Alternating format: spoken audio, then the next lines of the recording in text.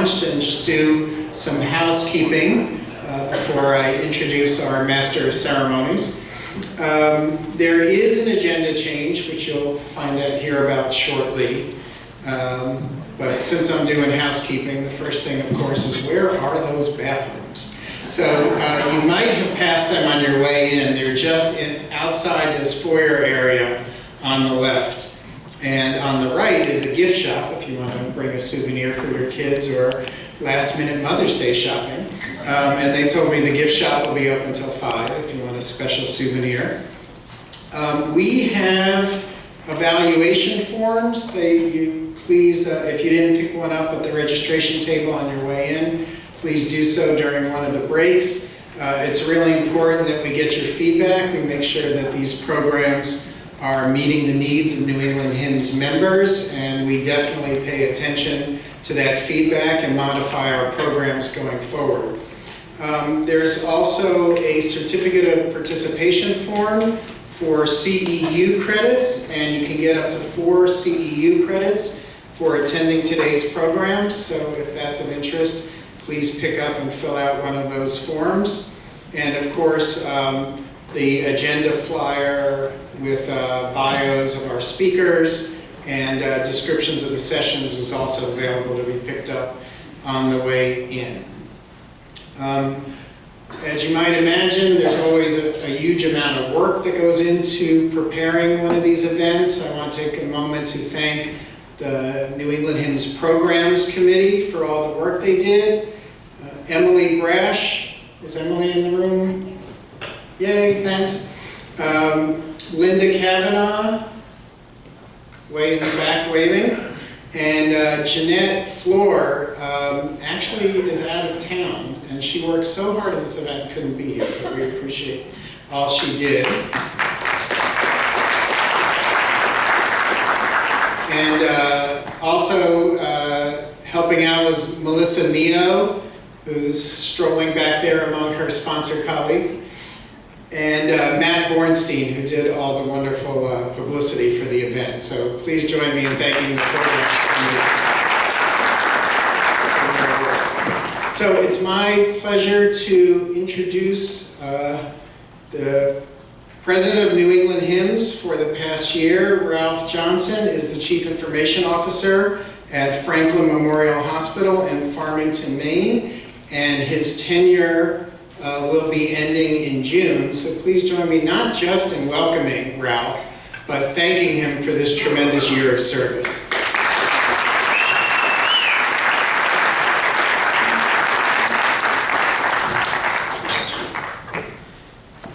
Good morning, everybody, and thank you for coming.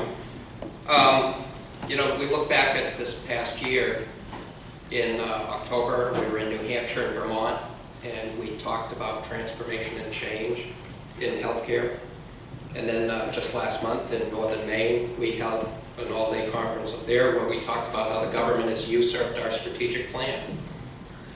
And now today we're going to talk about the role of health IT in the new healthcare system.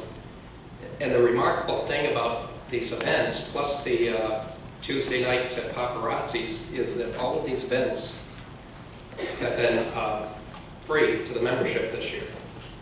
I think that's fantastic, and we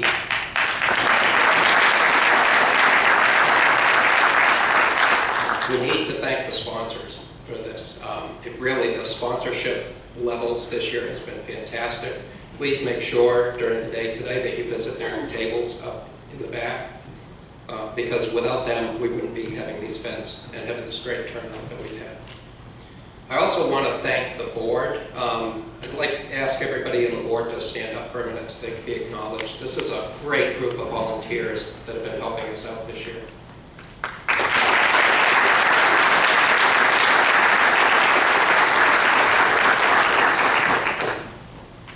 And one more thing I'd like to recognize.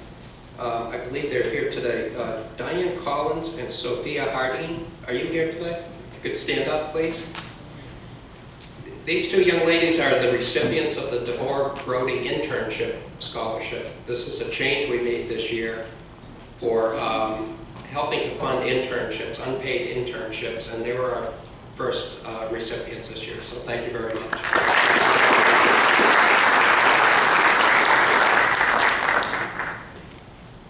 And with that, program change. Craig mentioned it.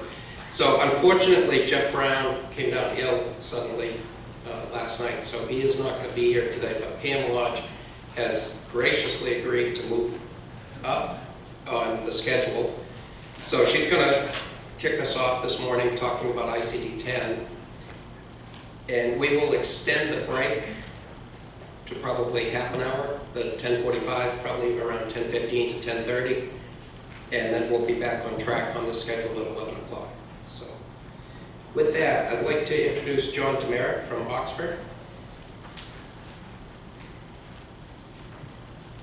John represents one of our sponsors. It's been great to have the support from Oxford this year. And John's going to introduce Pamela. Yeah, thank you. Morning, everyone. How's everybody doing? Happy Friday. So I'm John Demerit with Oxford Healthcare IT, and I'm here to introduce Pamela Lodge. And Pam has been leading the multidisciplinary ICD-10 program for Massachusetts General Hospital and the Massachusetts General Physicians Organization for the past year and a half. Prior to coordinating the ICD-10 at MGH, Pam spent some time as Director of Systems Implementation at Beth Israel Deaconess Medical Center, where she worked on ICD-10 through the 2012 ICD-10 delay. Pam also spent 6 years at MGH as team lead and project manager in the pathology service, implementing blood bank and pathology laboratory information systems, and standardizing project management practices and documentation. Pam grew up in the construction industry, managing IS and IT departments for a couple of our larger general contractors where project management was a way of life. Please, let's all give a warm welcome to Pamela Lodge.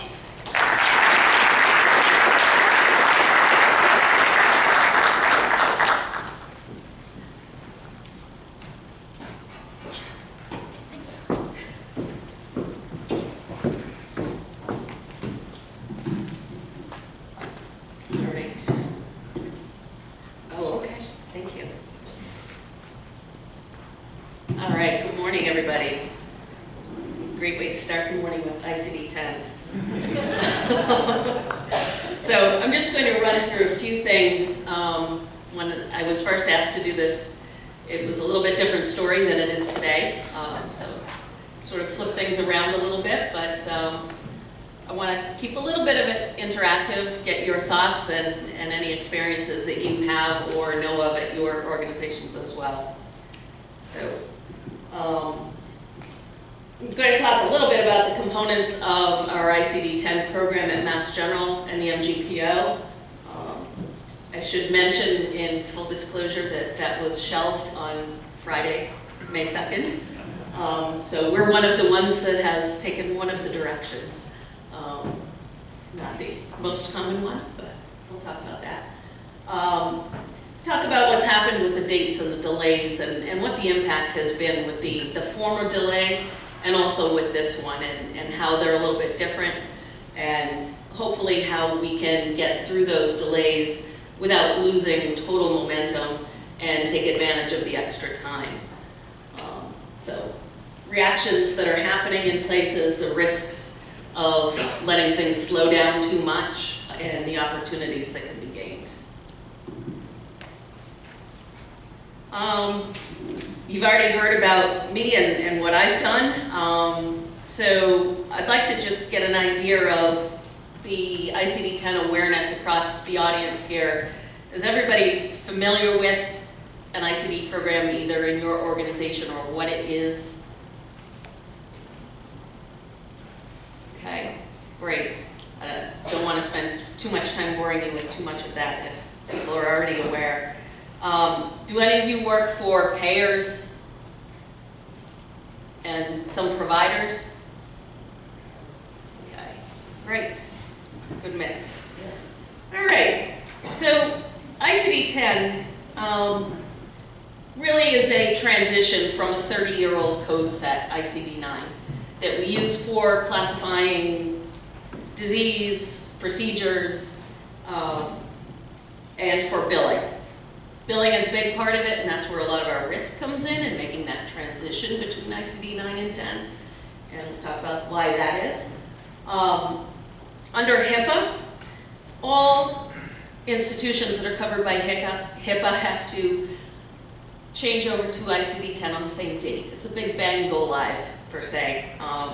So there's not an easy way to do a couple of different waves of people transitioning. It would be a nightmare because of the differences in the code sets. They're not a one-to-one match. The ICD-9 code set is pretty much full. It has fewer characters in it, so there aren't enough new codes to go around.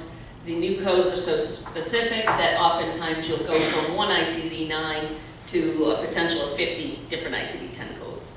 So there's not a clear mapping, and if we were to allow providers to change when they're ready, or the same with payers, it would just be a nightmare in reconciling back and forth what people were billing and what they were getting paid. So it will remain, at least they're saying so far, that everyone has to change on the same date. As of right now, at least 10/1/2015 looks like they're heading for 10/1/2015. We will see.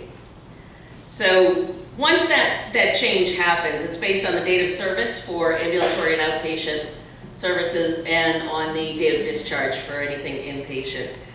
So there are all sorts of things that complicate this picture as far as how the billing gets done, what the impacts are on the physicians if they're doing both inpatient and outpatient billing, and how they actually select those codes from their systems. So this is another one of those things that they like to call an administrative burden that's coming at them, along with many, many others. So when I first started talking to our physician leaders about ICD-10, you can imagine it was not the favorite subject of the day.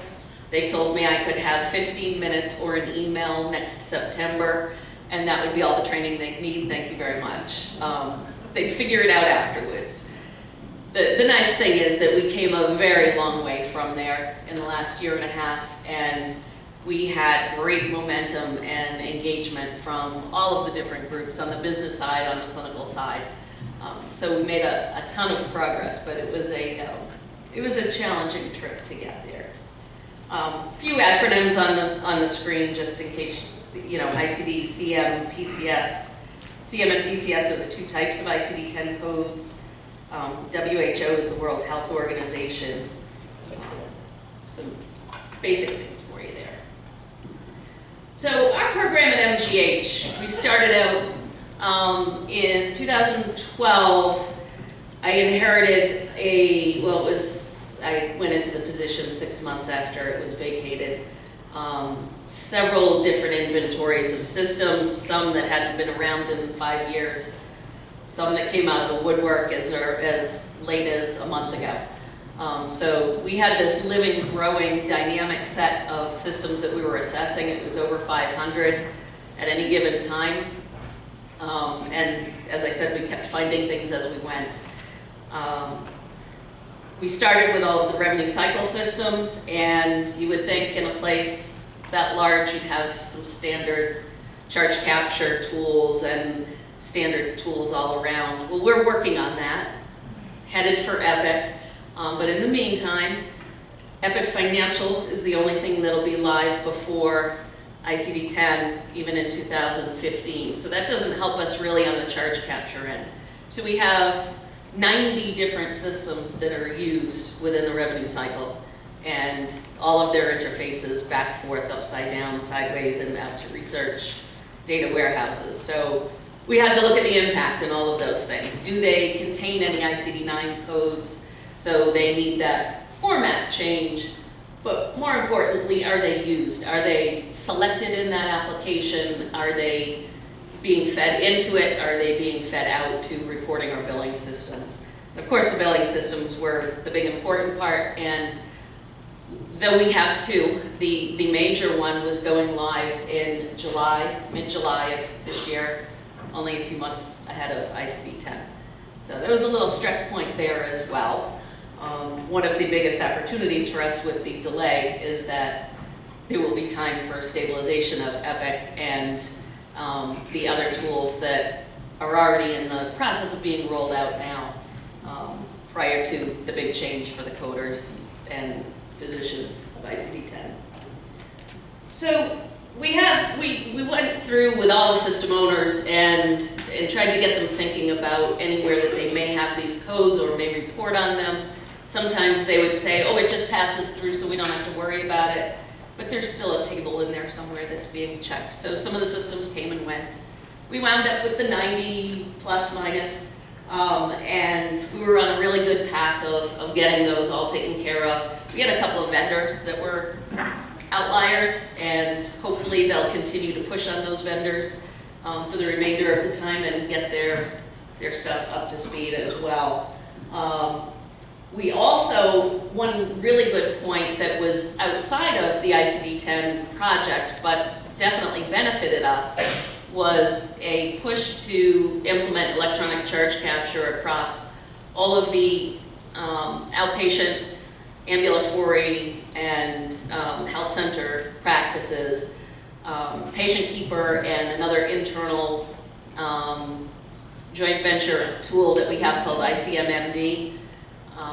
For their electronic charge capture. So they would have an easy way to select codes based on not only their history, but their favorites that they saved in ICD-9. As that transition started to happen, they'd have a pointer to a starting point in ICD-10.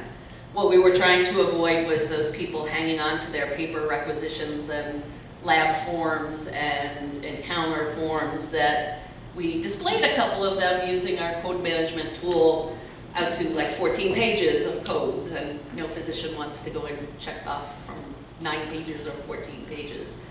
So that told a pretty good story. They were really rolling with those implementations, so they're still on a good path to have them done June, July, maybe into August, now that there's a little bit of a delay.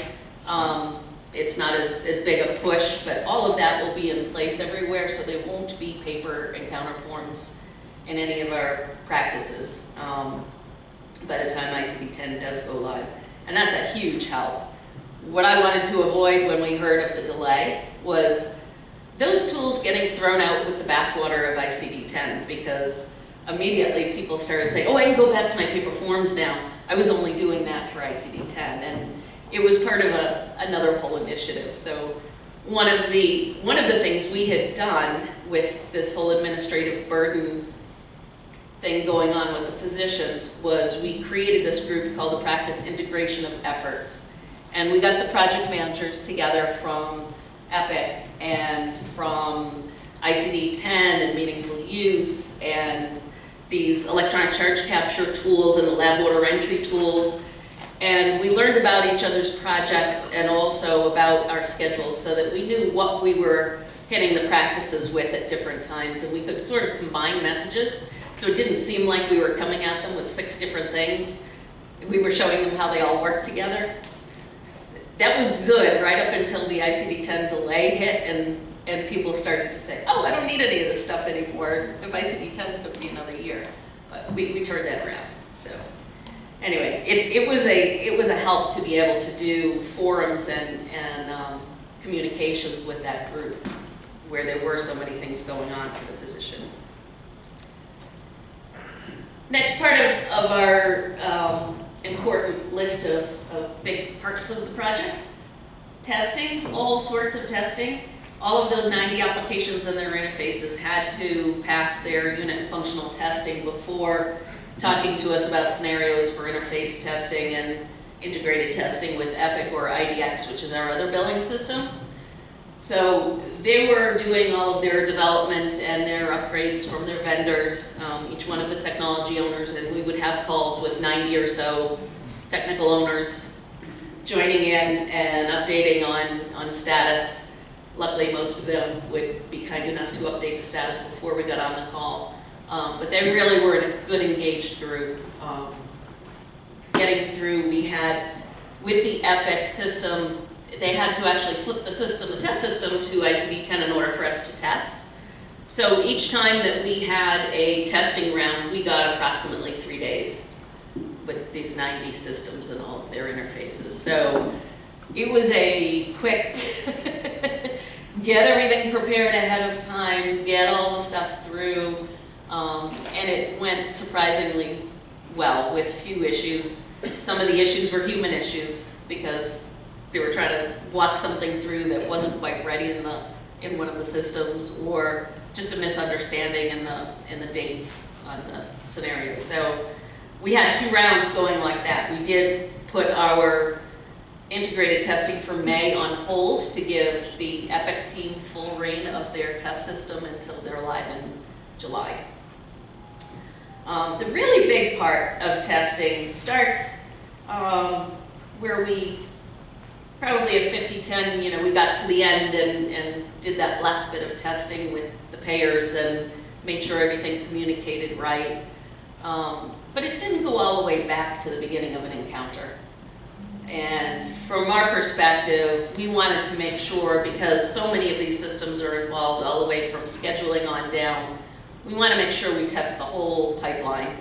And so as part of our end-to-end testing, we wanted to make the scenarios start way at the beginning, which is from Epic and scheduling and ABT and coming through all those various departmental systems on down and through to hopefully produce a claim in Epic, and then get to the point of the program that we were signed up with, or are signed up with the MHDC. I think probably a lot of your organizations are as well.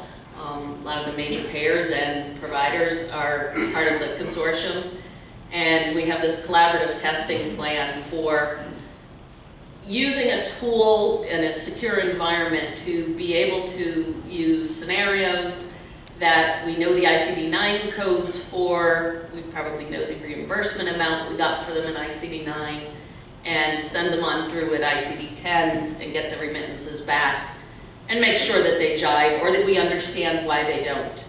So this was really just getting into the fun stuff. It's still underway. They're still going forward. Their contracts are through October 1st, I think, for the main part of the testing, and then everything wraps up by the end of 2014. So unfortunately, what could have been a really good opportunity to stretch that process and really get more out of it is right now constrained by those contract dates and the cost. I mean, obviously we could extend it if we all had the resources to extend and if we all wanted to pay additional money. That won't be determined for some time yet. I think they're trying to stick as much to the contract dates as they can. Unfortunately for us within partners, the timing really is difficult for our, with our Epic implementations, because we've got Mass General financials in July, and then we have several hospitals that are coming on together with both clinicals and financials after the first of the year, and then some next summer and some in October next year. And just getting that time frame to be able to test, we wanted to be able to get Epic live at Mass General without worrying about ICD-10. And so we're still trying to work out how much Epic testing we'll be able to do, but we will be able to do it with our other systems. So this is a great opportunity. It's something that, it's a new tool from Edifex. It's a little more work to get off the ground because it's the first time it's being done. But it was really well, getting started when I last went to one of the meetings a week or two ago. Some of the payers are out in front of others. Harvard Pilgrim's been very aggressive at getting their community set up and getting the information that they need from the providers. Tufts has been involved early, as well as Blue Cross too. So that is ongoing, and hopefully everyone will stick with it. I haven't heard otherwise. I keep calling Debbie Brennan and saying, it's still the same this week. So hopefully everyone sticks with that.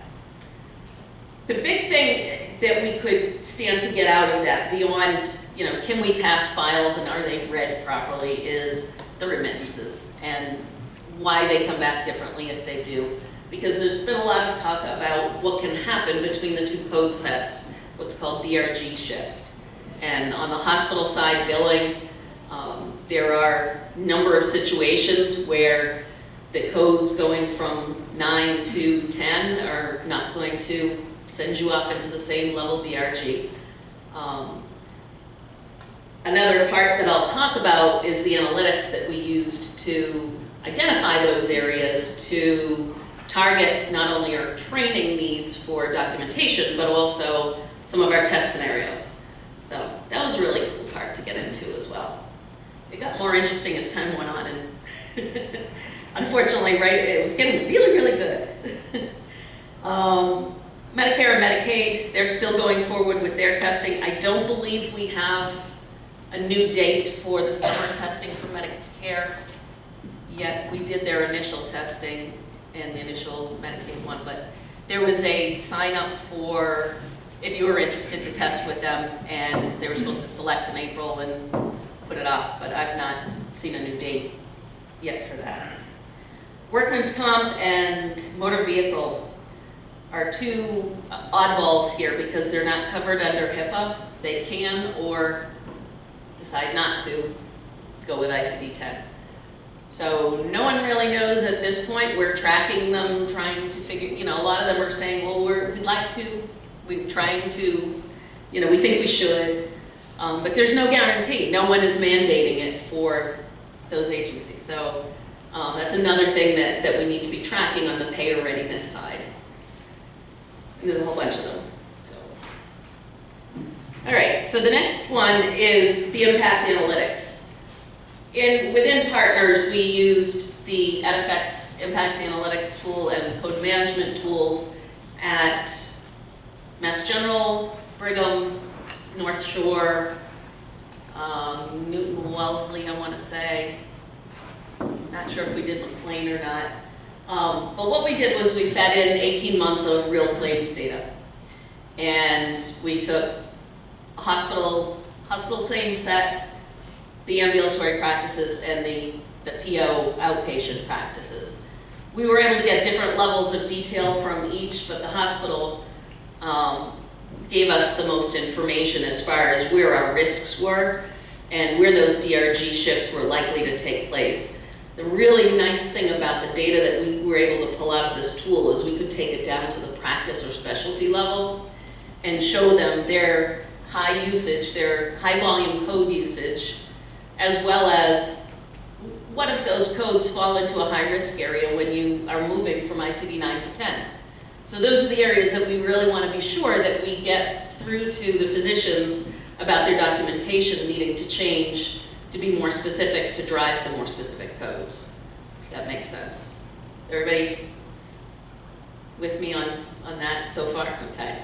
So we went into a phase that we were just almost wrapping up as the delay came, where we went out and met with each practice and their billing managers, a clinical representative, an ICD-10 lead, and we went over a number of things with them, one of them being their code usage and where they could target things.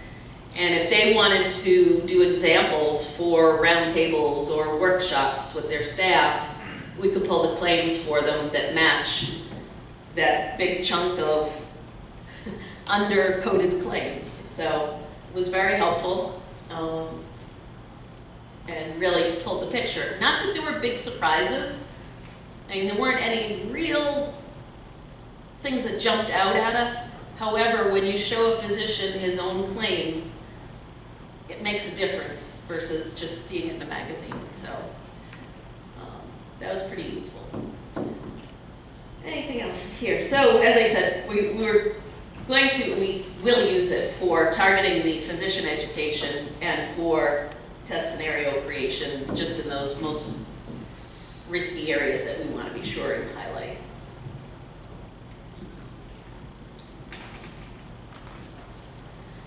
So clinical documentation and coding. As many people call ICD-10 a coding project as they do call it an IT project. And it's really neither, it's all of the above. It's the people, the process, the technology, all coming together. And there's as much to do with the clinical documentation as there is with the coding, as there is with the systems that it all flows through and the people having to learn what needs to be said in those clinical documents. So this was kind of a beefy part. We split it up between inpatient and outpatient for some things, and mainly when we were doing tip sheets and that sort of thing for the physicians, so that we had, you know, limited tip sheets for the outpatient world, where one of the concepts of documentation was changing, and an example of what was required in ICD-9 and how you'd have to write it in ICD-10 in order for either the system or the coder to get the right level code to it. So the coding departments themselves, we have a big coding department in the physician organization, because we provide billing services and coding and compliance services to a lot of the practices. We also have hospital coders, and they work for partners, and they're shared across the partners' organizations. We also have some pockets of coders in various departments that do their own. The vast majority of them are all certified coders, so they do their outside coding training as well as they did our internal coding training, which was from Precise University. They're still going through it. Some of them are on the 56-hour plan, in addition to what they've done outside. They're also doing roundtables. They're doing practice sessions with each other. They're doing coding challenges. Coders just love this stuff. They eat it up. So thank goodness, because I wouldn't want to have to feed it to them if they didn't.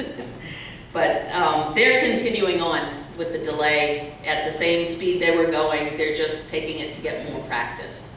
So what they'll hopefully be able to do with additional time with the systems as well is set up more dual coding practice, so that they can code claims in ICD-9 for billing and then practice afterwards or at the same time doing the ICD-10 for it as well, and see if it comes out as expected.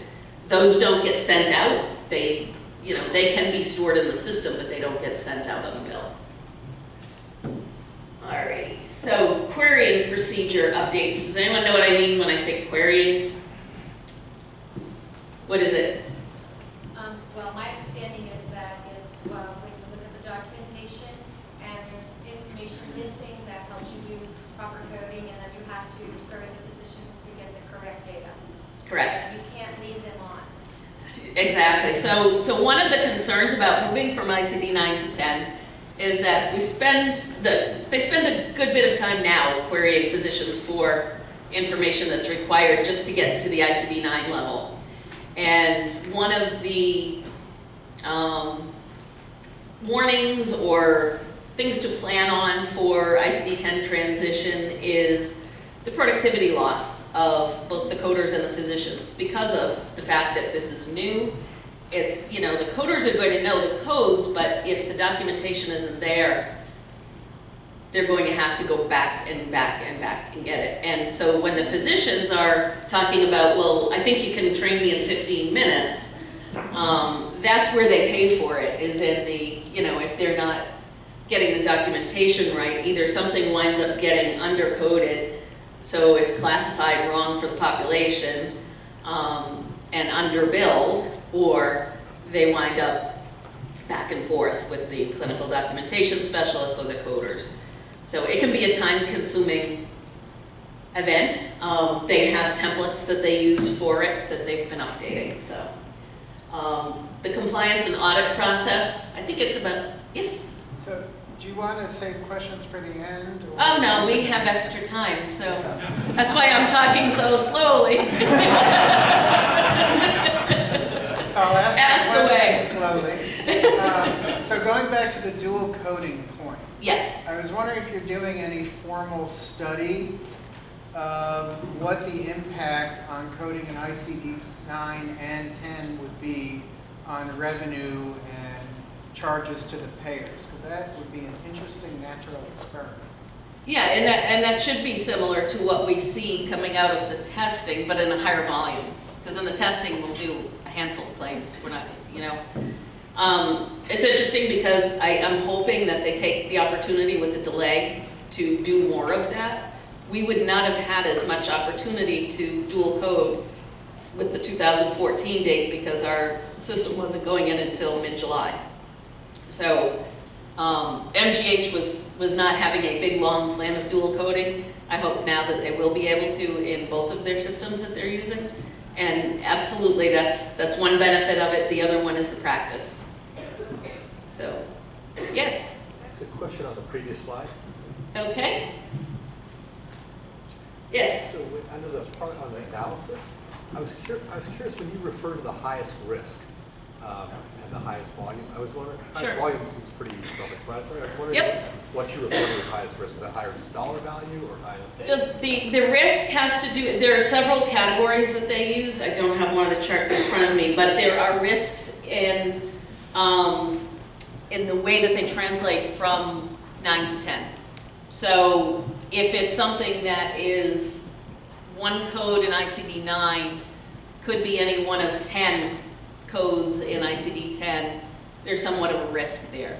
If it's a guideline change, there's a different weighted risk for that because the coder's guidelines are different and the physician may not know that, may or may not. And there are other types of, there are several that go across, I can't think of them all off the top of my head, but the risks are then coupled with the volume. So the highest volume and the highest risk are the ones that are highlighted the most, but we take it from all angles. We can pull it any way we want.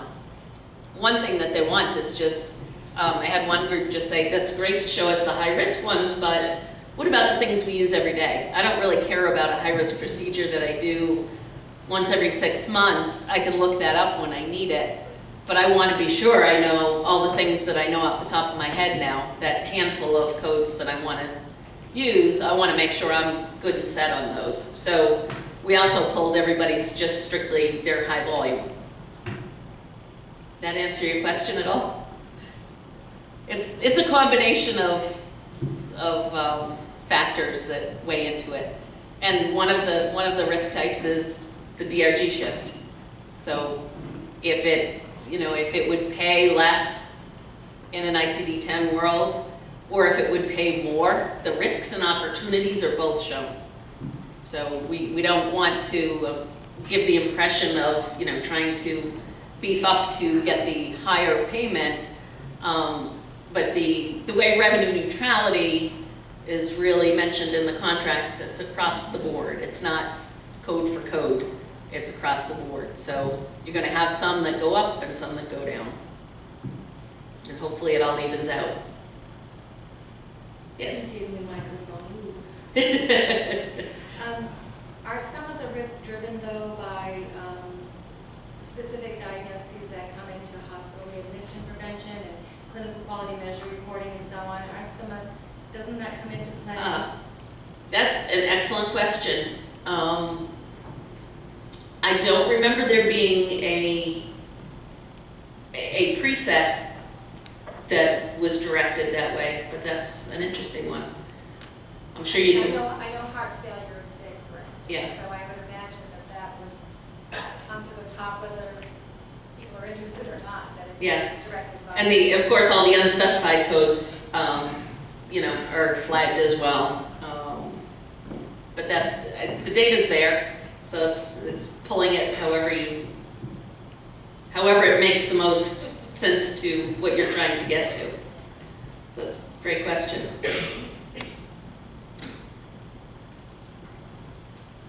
I was curious how you did your analysis related to physician reimbursement. I think the DRG is a little more straightforward. We're really concerned about the mental impact to the physician and what that would look like. So. And because our physician data was all together, we didn't want to use reimbursed amount across the different institutions and groups. So it was basically just the billed amount, which isn't, it's not a great measure, but it is a measure.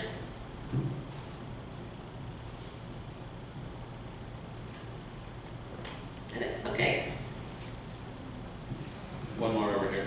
Oh. Just on the next slide, actually, when you talk about the dual coding, and Yes. There's some need for a big bang from 9 to 10. But now, do most systems enable sort of flicking a switch to, on one day, suddenly we're going to now start using the ICD-10 codes all the way through, or up till that, near that date, the coders have been using both codes and then they switch magically? Is it as easy as it sounds, or is it? It is definitely not as easy as it sounds. It happens of those 90 systems, probably 10, 15 different ways. Some systems do not have the capability of dual coding, meaning taking the same claim and assigning a 9 and assigning a 10 to it. They just can't do it. They are based strictly on the change in the logic happens based on the date of service and the claim. So if my date is 10/2/2015, the codes that I'll be presented with to choose from are ICD-10 codes. Okay? I won't see the 9s at all, even if I had any favorites. If I pull up a claim that has a date of service prior to it, most of the systems can revert back to showing you the ICD-9s that you need. That is not dual coding, that's just working across that transition point. The bigger systems, the big billing systems, IDX and Epic in our case, and McKesson and whatever else are out there, even our internal integrated coding module system that a lot of the coders in the physician organization use, they have the ability for dual coding. So they can store both a 9 and a 10, and based on the date, send the proper one to the bill. There are also systems in use like CodeWrite, where they can assign either a 9 or a 10. They all work a little bit differently. And then beyond those are the easy ones. Then we have a whole host of homegrown, specialized ambulatory systems for different scenarios, PT, OT, speech language therapy. They all have different things that happen in their practices that are allowed for in their applications. And one of the things that we talked with groups about was in the transition point across that crossover, if you have something like a physical therapy, it's a perfect example where someone is given 10 visits over time, and there's a diagnosis code that goes with that prescription, so to speak, for the physical therapy. And some of the systems, that ICD-9 is held and goes out with the bill for each one of those subsequent visits. So what they had to do in that system was set a flag to say, if the date of service goes beyond 10/1, you need to enter the ICD-10. They didn't make it map to something for it because the mapping is not a great thing to do, but at least it flags them to say, hey, you need to change this code.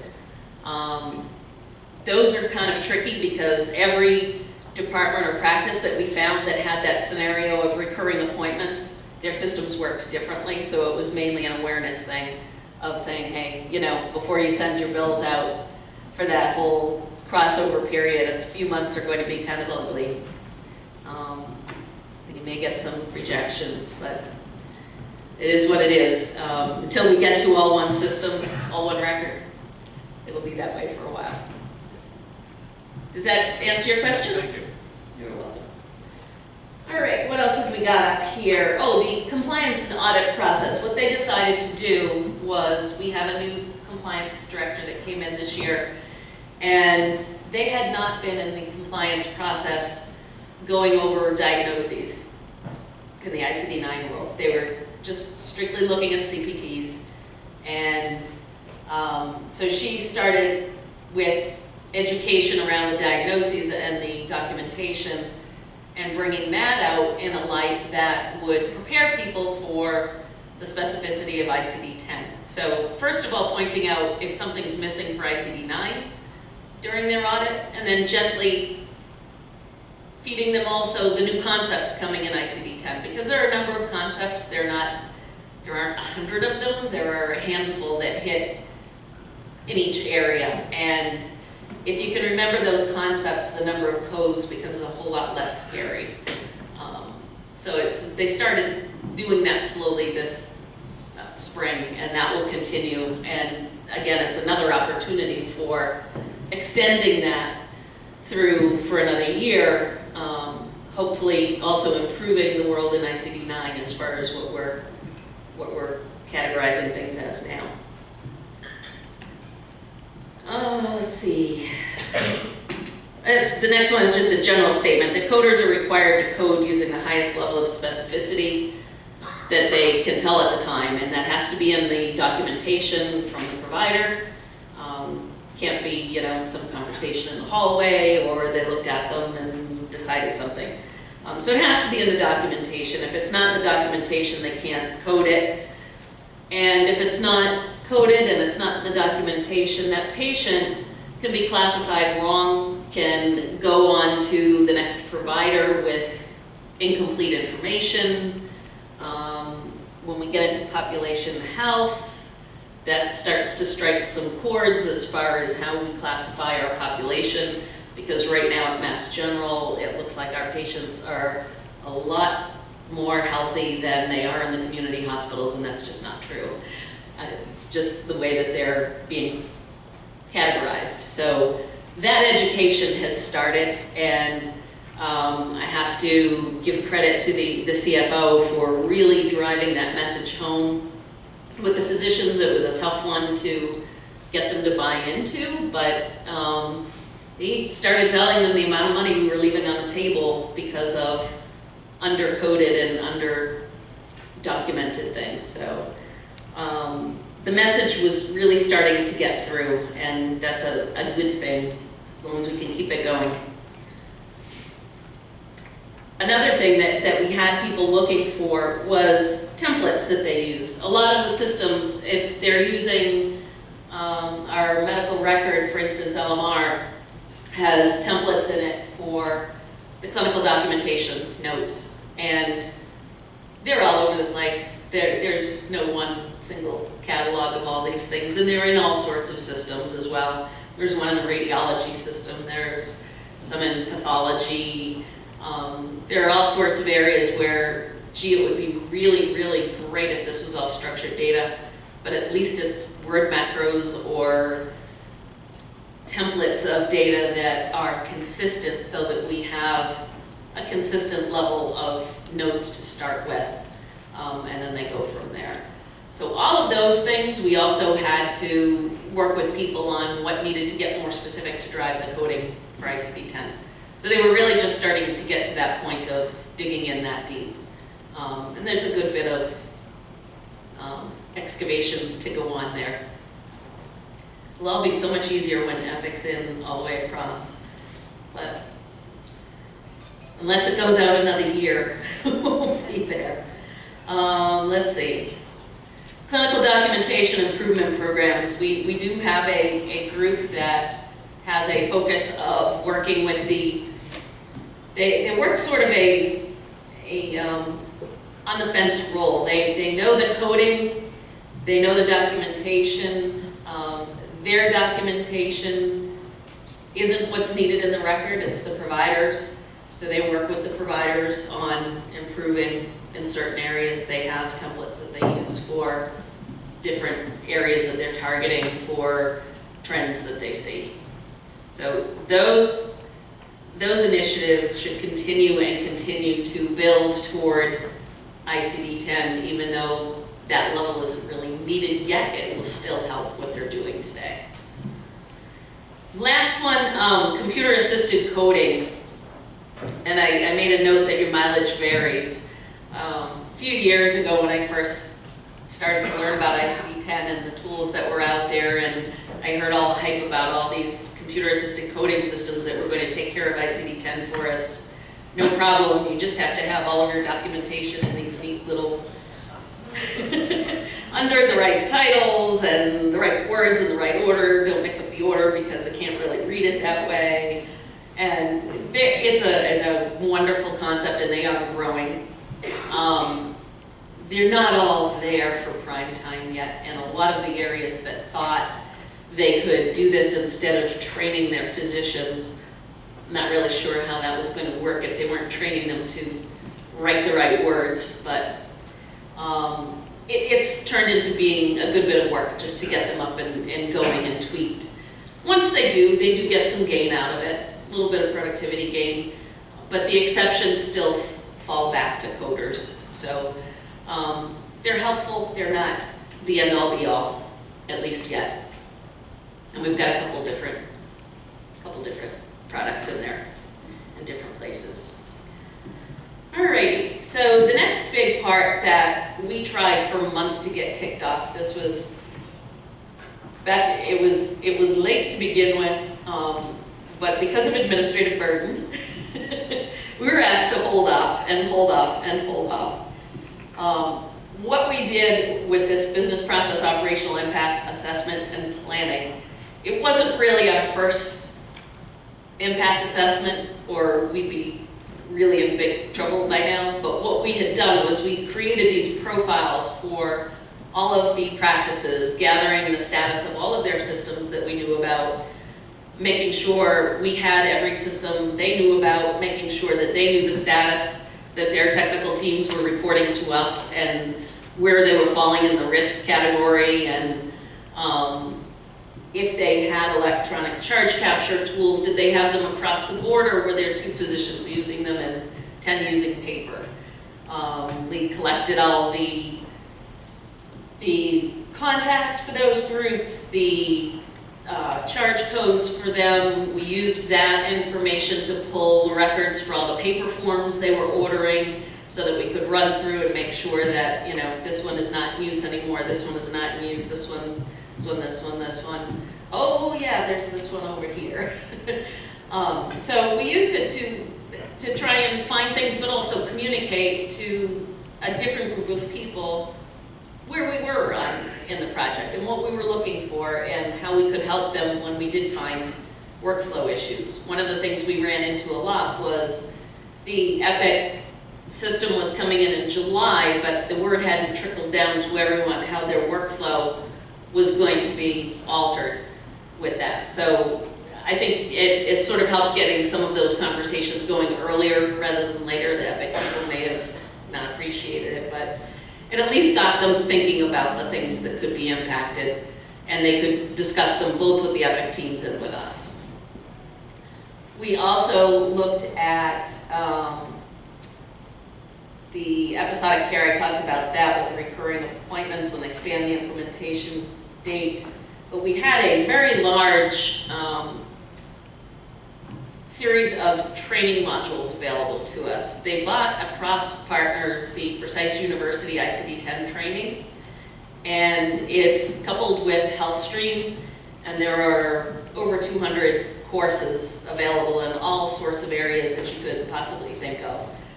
And they're broken down into curriculums so that you can set up for, say, your billing managers, you want these 3 finance and reimbursement courses, or maybe only 2 of them make sense in an overview. We started paring down from the recommendations that they gave us because some of them were like, 15 hours of training for a nurse, and you don't get that much time out of the nurses. So, but it was a good starting point, and they had some really good information in them. Different levels of usefulness. Some of the physician training courses didn't hit the things that were most popular in their practices, so we got permission from them to water them down, take out the fluff slides. I shouldn't say water them down, but take the fluff slides out, or the things that didn't apply. If radiology is split up in such a way that they only need half the material, don't give them the other half and take up their time. So we have all of these courses available in HealthStream, and we had a process for going through and assigning them from the PeopleSoft data, which is always so nice and clean and easy to organize. But we were looking at spreadsheets of 30,000 people, and on the physician side, it was up almost to 5,000. And the one thing that was widespread that did get rolled out already was the overview training for the physicians. And the way they do it as part of their mandatory training is that they turn off your network access if you don't complete your mandatory training. Now the ICD-10 part was maybe 15 minutes tops. But it gave them a high-level overview, some of the dollar changes. There's a document out there, an interactive thing from the advisory board where you can click on, add this word, it adds $10,000, and that sort of thing. And those things really started to bring the message home. Even though they complained, they all went through it, and none of them lost their access. So that was a success, especially after the request for no more than 15 minutes or an email. I think that's about it on that slide. So in the end of the business process assessment, we started talking to them about the catalog of training, getting them to look at it, and starting to figure out what they wanted. And people were really, as much pushback as we got from leadership for taking their time, people were very enthusiastic to finally hear about what we were doing, what was available, and just know that there's something going on and what it was, and okay, now we don't have to worry about it for a while.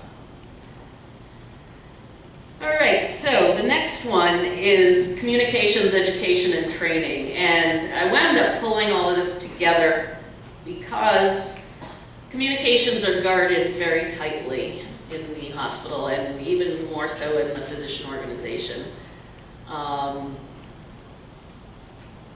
Suffice it to say, I think we've probably had 2 or 3 at most communications go out strictly about ICD-10.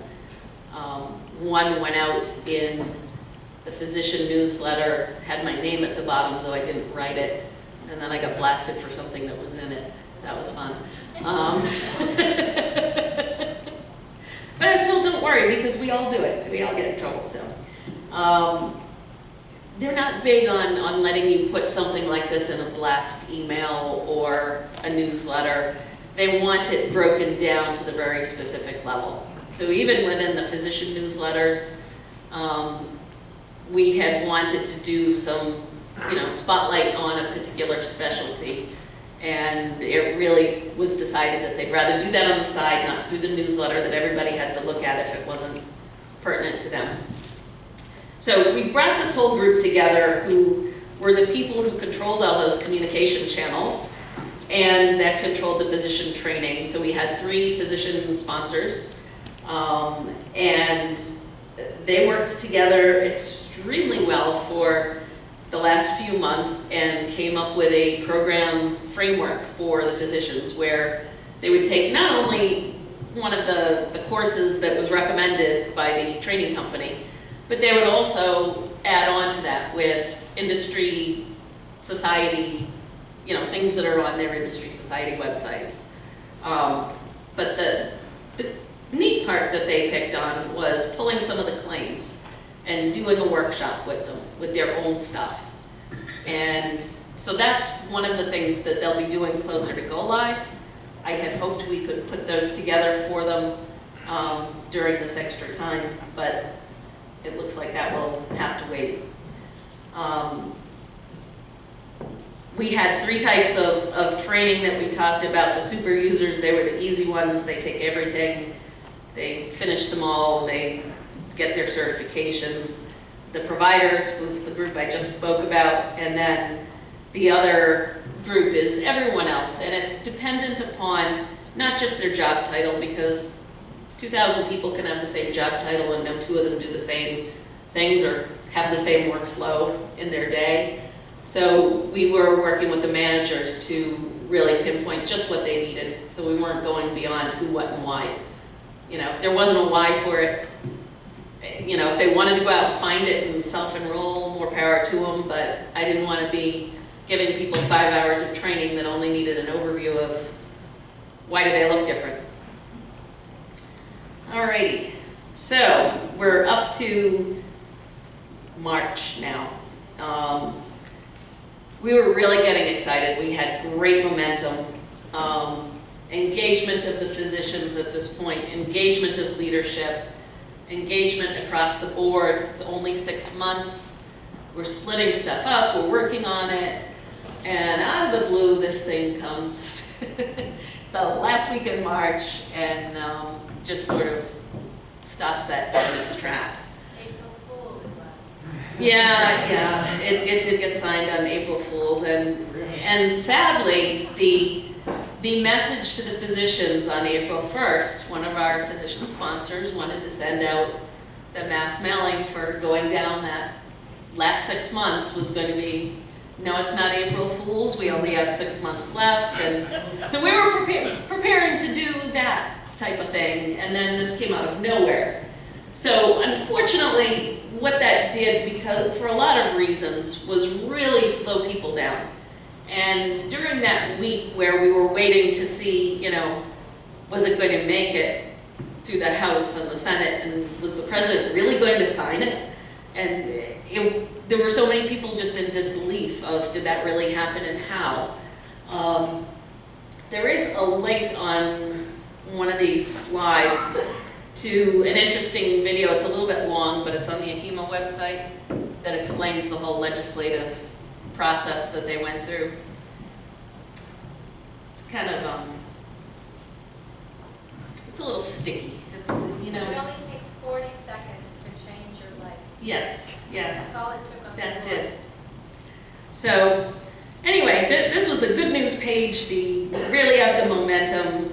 We really thought we could get there, and mind you, I mean, 6 months, it was tight. We thought we could do it. It wasn't going to be beautiful, but we thought we could do it. And the collaborative testing program was getting going, and of course there was push to make it happen fast because we only have 6 months. So everything had just really started to gel until that little delay. So the next slide, just sort of backing up a little bit about the delays. In 2000, I didn't go back further than the 2009 one, but 2009, the final rule for October of 2013. We already mentioned that in 2012, they delayed it another year to 2014. That was now. And that time, I think a lot of people really needed that time. I think that was a popular delay. It wasn't popular to those of us trying to keep projects moving because you lost everyone's interest. And if you worked with people who were saying, oh, no, I was just in Washington, it'll be delayed again. We're pushing hard, it's gonna get delayed again. So, I mean, that dynamic was there, but we weren't in the same place. We were really not ready. And I think a lot of people really weren't at the point of knowing enough to know that they weren't quite ready or wouldn't be quite ready. So it had an impact, and we lost momentum. The position I moved into at Mass General had been vacant for 6 months because of it.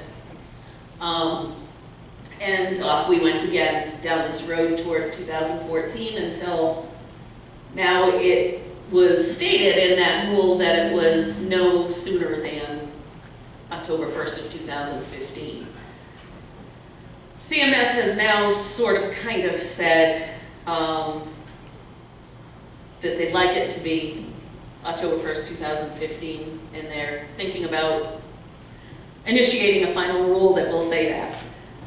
It sounds like that's the date they're going to push for, but there's no guarantee. And one of the biggest problems that we had at Mass General with that, or that I had in trying to convince our leadership to keep going on anything, was they're just going to keep delaying it. You know, how do we know we don't spend another $5 million and we never go there? How do we know if we don't, the rest of the industry doesn't go there without us? I mean, it's a gamble, and I think people are just wanting to see something a little more definitive, and that it can't happen in 40 seconds to just change it out of the blue. So I think the way that it was written this time really had a much deeper impact.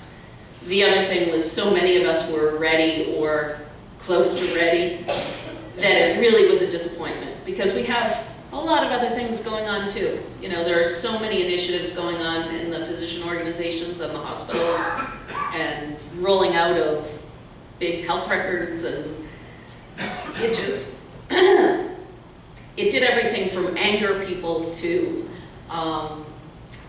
I don't know what was the best one. I think that the best one I got was, "Oh, congratulations, you have more time." The next day I was told, "So we need you to summarize your project, and it's going to be a layoff of your whole team. We're shelving it."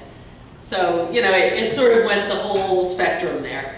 I didn't expect that we would continue for a full additional year with the whole team. I imagined we would scale back and continue those things that we could do without adding burden where it wasn't needed, but preparing things for it. The collaborative testing, I hope people really put the time and effort into that, because that was a big expense for all of those that were involved, and it's a good way of getting that next step of testing information prepared. So if you can do it, stick with the things that you can. It's never going to be 6 months worth of work when we go to pick it up again in a year. And one of the biggest things I was trying to tell them was, don't wait until 6 months before the date and think that, well, they said it was only 6 months worth of work, because it just doesn't start up like that. All right. And so many times, the other thing is, so many times we've been told that these dates are firm. They will not change. Compliance dates are firm and not subject to change. There will be no delays. There will be no grace period. That was Prasad back in, I think, a year or two ago. Let's see, 2014. Do we have any? Oh, this is where that video is linked in here. The AHEMA link down the bottom.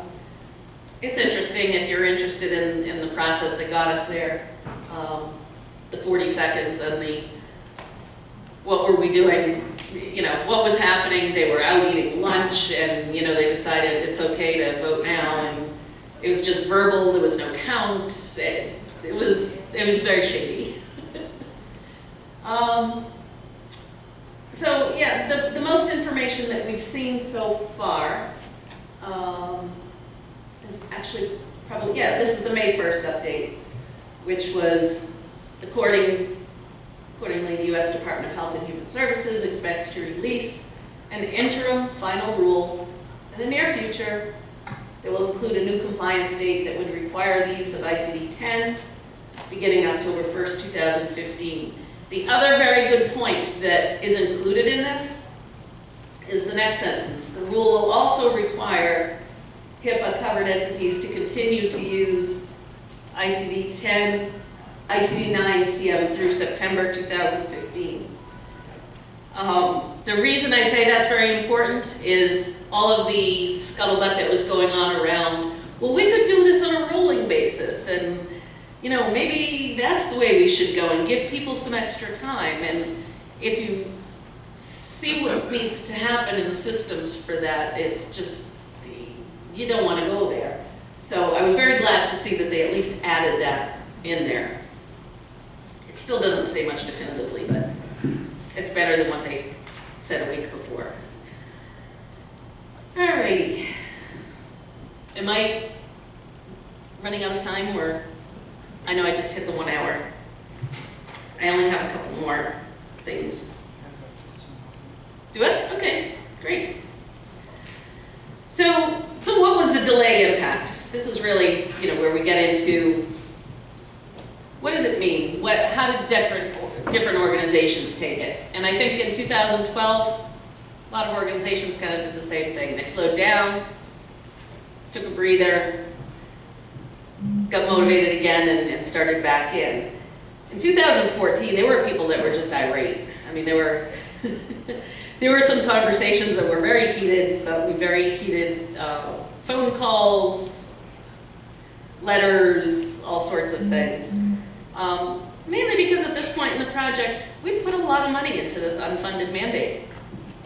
And we were asked to gather just quickly how much we thought we had spent within our hospital. And only from the people that were on my work groups and their time as well as our leadership group. So this was far from conclusive of everything. It was up close to $5 million. And, you know, that was mainly over the last year and a half. So if you take that across every organization our size, I mean, granted, we're large, but it's a lot of money, and I can understand why people are upset. So I don't know if the 2015 date will stick. I hope it does, and I hope people keep going, but I'm not on the project anymore, so let's see. Some of the organizations that weren't on track. It's funny because I have seen another slew of ads for ICD-10 project managers. I run the other way, but they're out there. There's still people looking to do their ICD-10 projects. So there is hope that that time will be well used.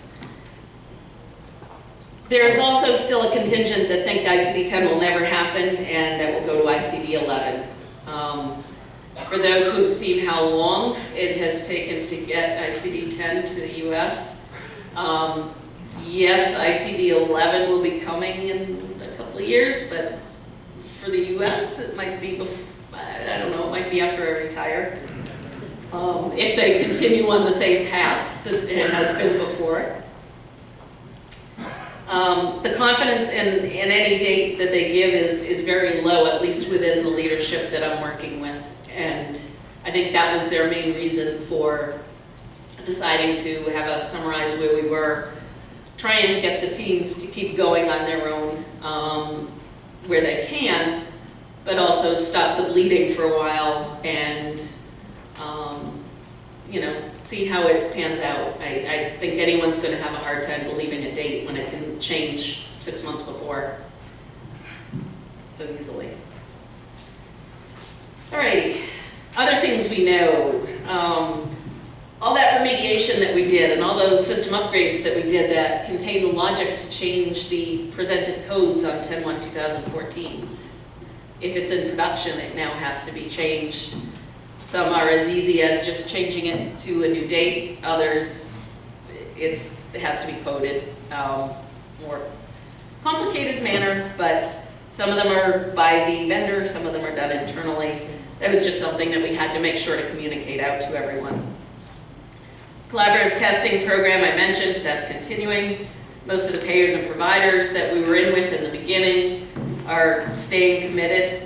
I've not heard of anyone dropping out, but it's been a week or so since I've kept in touch. Medicare and Medicaid, also already talked about them. One of the things that we were dealing with throughout the entire project that is not going to stop because our hospital will not fully be on the Epic system by then. They'll still only be on the revenue cycle. All of those clinical apps that we use today, the 90 or so clinical and charge capture, are still going to be around, and or their replacements. Some of them were changing as we were working on them, and oh no, we're not using that one anymore. So-and-so's brother just built this one to replace it, and you know, we've already tested 3 rounds with this one, and so that kind of thing happens a lot. Unfortunately, we have to roll with it, and I expect that given another year, there'll be even more of it that they have to track. Let's see. Continuing to escalate with vendors. I don't know if others are having issues with a handful of vendors. We have really only a handful. One of them's pretty important, that are just not ready for prime time and had to remove their code. So I really hope that people will stay on the vendors to get them done as soon as they can. I've heard some talk of people having their teams continue as though the deadline was still this year, and then, you know, easing off the team at that point. So trying to keep all the work that's ongoing going through completion before shelving it, which I think would have been a preferable thing to me than shelving midstream stuff, but anyway, let's see, are we all right? further stakeholder momentum and engagement. Every week that's gone by since that little delay message, people have forgotten more and more and more about ICD-10, and it's almost like it's just gone now. Especially with us gone, I'm sure, you know, there's no face, there's no reporting to us. It's going to be hard to really keep things moving and to get things moving again later. Vendors, it would have been nice to be able to spread the projects out over an additional year. Those people saying congratulations, I'm sure they meant well. They weren't looking at the budget.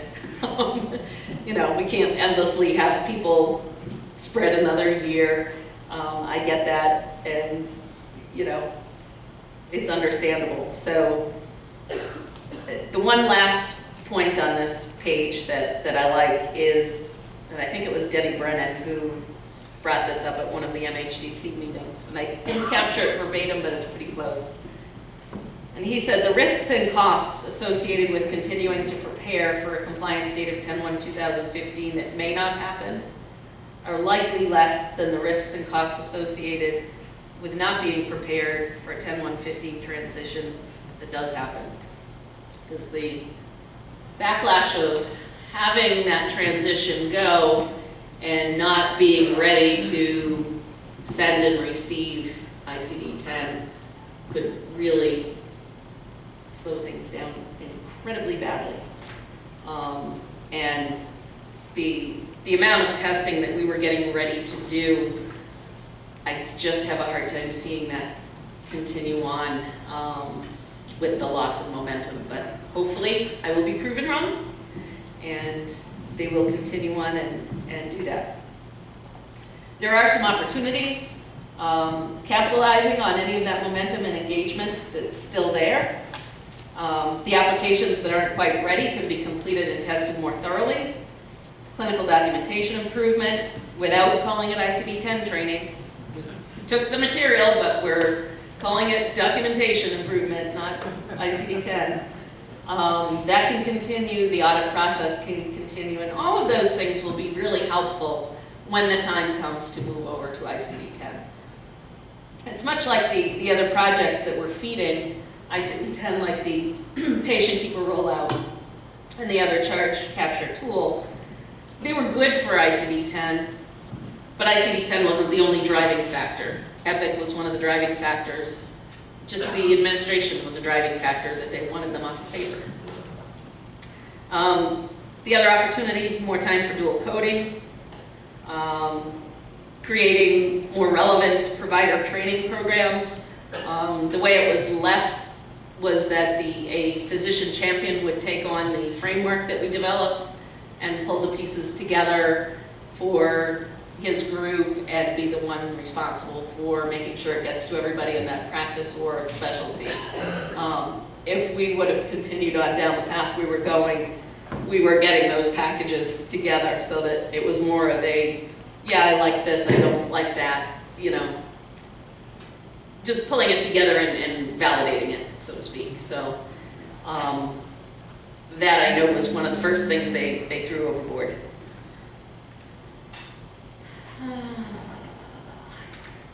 All right, so last thing.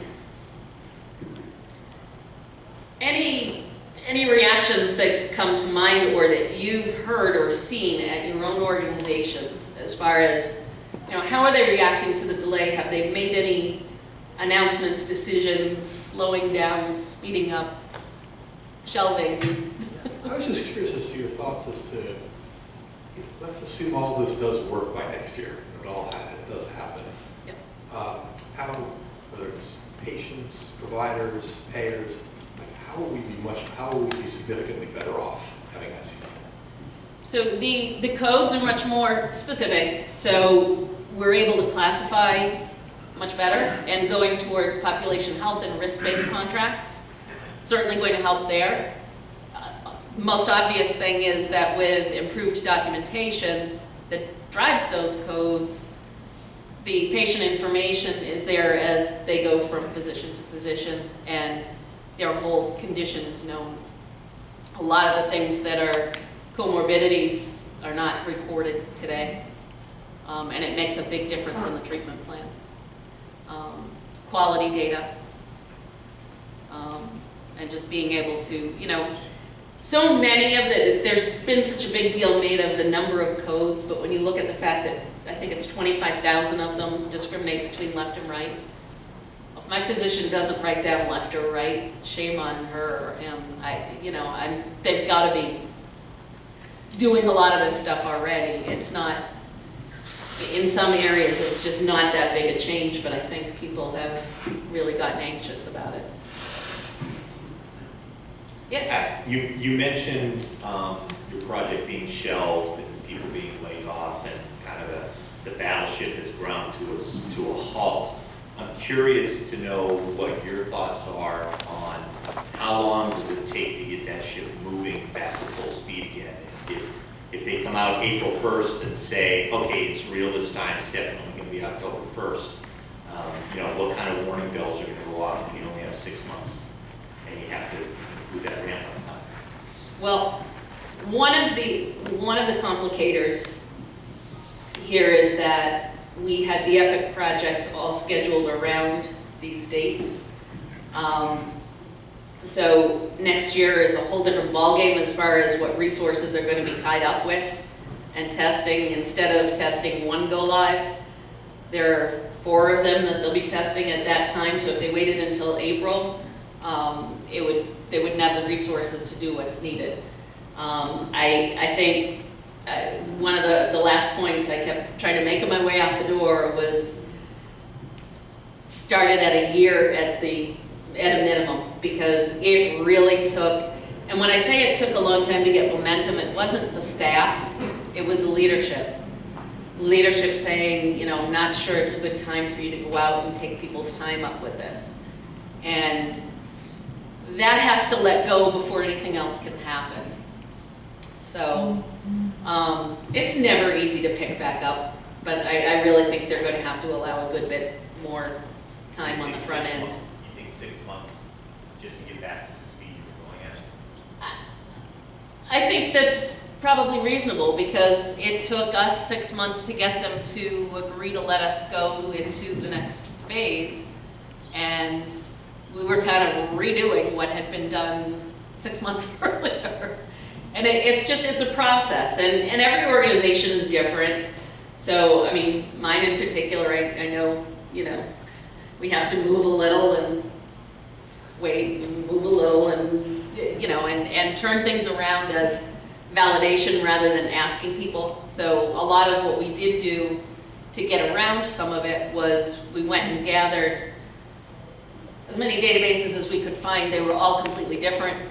Tried to find some semblance of data that they could validate for us, and did as much of the legwork ahead of time as we could, rather than going and saying, okay, so who are your people, and what cost centers do you have, and what forms do you use? We had it all for them, and it was a validation exercise. So I don't know if I even came close to answering your original question, but okay. Hi, I agree with much of what thank you for your comments. I will tell you that from our perspective, we've got an EPIC implementation going on. So we've decided the stuff we had in flight, like the MHDC and testing, we're not going to stop that, because what the heck, it's not going to cost us a lot more than we've already spent on it. The hard part is sort of the training and getting the physicians involved, and frankly, yes, there is some advantages of doing that. CDI is good on ICD-9 and ICD-10, so you can justify some of that. Our real problem, and I'd be interested in your thoughts, are nobody, okay, I won't speak for the world, I and many of my colleagues don't believe there's a prayer they're going to turn this on just before the midterm elections. I mean, when you think about how this was done, I failed to put that one in here. Yeah, they didn't stand up there and say, well, we're doing this for you. They buried it in the middle of some text and hid it. And I think we all have a pretty good idea why. And I'm just curious as to, what you're hearing on that. That weighed into the decision at our institution, most definitely. And a lot of other people have that concern as well. It's like I said, I mean, after 3 times in short memory, having it delayed, who's going to believe that next final date? And it's so much work to get there. How do you, it's crazy. So, I mean, I wish we didn't stop our project, but I get it. I understand why, and, you know. Yes? I mean, I think the theme is there's just a lack of credibility right now, so. Absolutely. I thought there was, it was interesting that they said minimum 2015, Yes. right? So let's say 2015 comes and they say, okay, now we're gonna shoot out to 2016. Yep. And then common sense, which I know is lacking in Washington, common sense would tell you, well, a good reset point is to just move on to 11 at that point, because otherwise you're perpetually trying to catch up with this issue. So I guess my question is, if that does happen, what's the sense for how much is transferable from the investment that's been made in 10 to 11?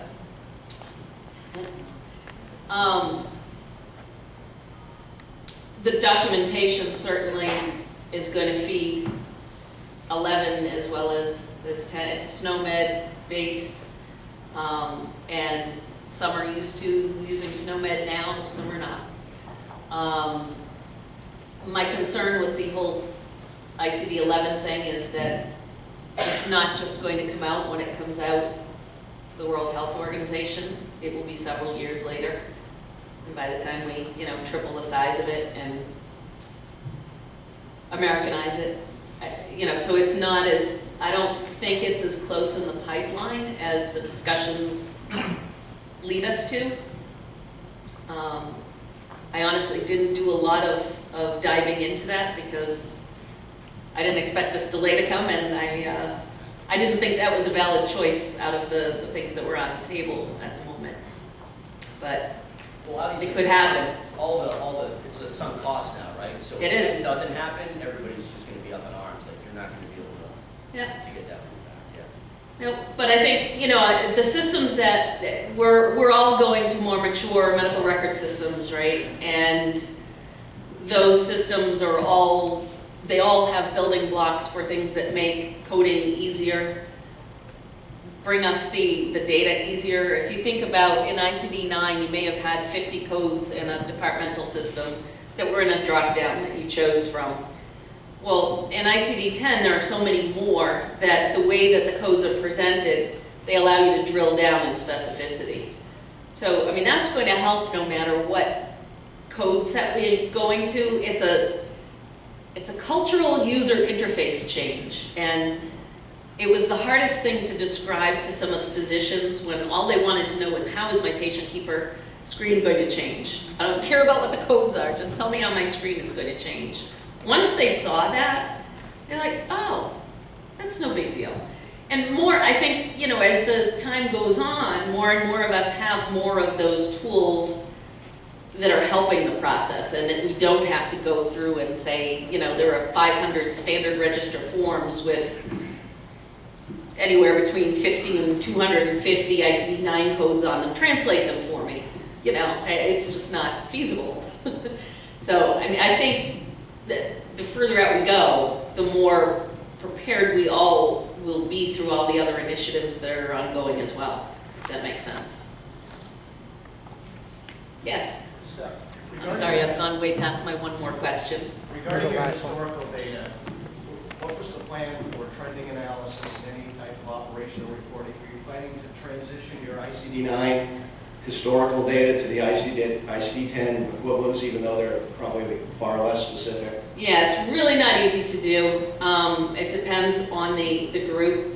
One ideal was taking, you know, we report through September 30th of 2014, and then we start new with ICD-10, because there really isn't a clean way. And when depending on what you're looking at the data for, you don't want something that's been translated. You know, if you're really trying to have what's assigned on that patient, you don't want something that's loosely translated to something else. So we were struggling with that a while back, and then the group in the warehouse and working on the trending analysis has taken it on themselves. So I honestly don't know where they stand with it, other than it's challenging. Okay, well, thank you, everybody.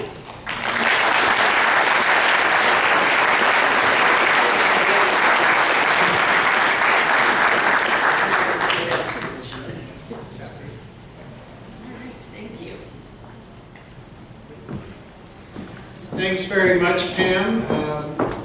Now I'm trying to imagine how she could have done that in 45 minutes. So, Would have done you a know, lot faster. right. And of course, after the delay, we were like, oh, should we still have this on the agenda? Well, clearly, it's still a critical topic, and we really appreciate Pam's presentation and the excellent dialogue with all of you. A couple of points before we break. One is there does appear to be free Wi-Fi here, and I bet that everyone who cares about that has already figured that out. But I tested it at one point, and it is, and you get actually the National Archives free Wi-Fi, so who knows what's out there, all sorts of stuff. But yeah, it was very easy, just sort of, you know, Google JFK Library, and it opened right up, click I accept terms and conditions, and it puts you right in. So if people want Wi-Fi access, it is very easy.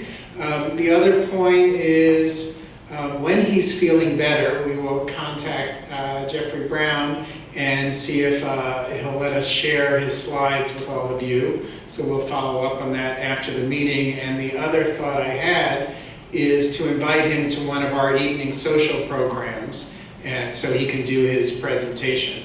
So we'll try and make that happen as well. So thank you very much for your attention. We'll reconvene at 11 o'clock, and thanks again to Pam for that excellent discussion.